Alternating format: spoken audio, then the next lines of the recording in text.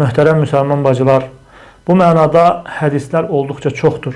Bunların hamısı İslam cəmiyyətini qorumaq üçün və həmçinin müsəlman qadınların şərəf və ləyaqətini, izzətini və namusunu qorumaq üçündür.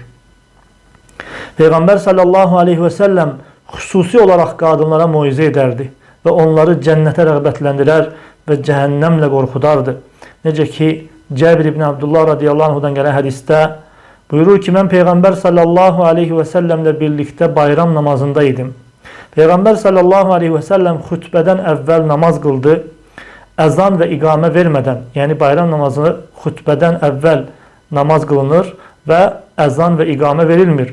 Sonra Peyğəmbər sallallahu aleyhi və səlləm Bilal radiyallahu anhuya söykənərək qalxdı və Allahdan qorxmağı, təqvalı olmağı əmr etdi. Və insanlara Allaha itaət etməyi əmr etdi, həvəsləndirdi və insanlara moizə etdi və onlara xatırlatdı. Və Peyğəmbər sallallahu aleyhi və səlləm ümumi insanlara moizə etdikdən sonra, onlara təqvanı xatırlatdıqdan sonra xüsusi olaraq qadınların yanına gəlir. Deyir ki, o qadınların yanına gəldi, onlara moizə etdi və onları xatırlatdı və dedi ki, təsaddəqnə fə innə əksərəkunnə hatabu cəhənnəm. Deyir ki, sədəqə verin, həqiqətən sizin çoxunuz cəhənnəmin odunusunuz. Və həmin qadınların ortasından bir qadın, yanaqları qara iz olan bir qadın qalxdı və dedi ki, limə ya Rasulallah, nə üçün ey Allahın elçisi?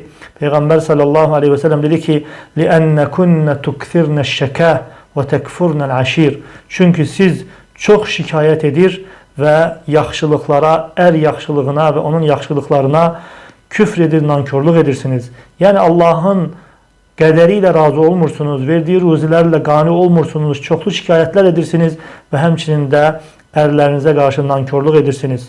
Və Peyğəmbər sallallahu aleyhi və səlləm onlara bu moizəni etdikdən sonra, onları qorxutduqdan sonra həmin qadınlar başlayırlar öz zinət əşyalarından sədəqə verməyə. Bilal radiyallahu anhu paltarının ətəyini açır və onlar da Bilal radiyallahu anhunun paltarının üzərinə öz sırğalarından və həmçinin üzüklərindən atırlar sədəqə olaraq.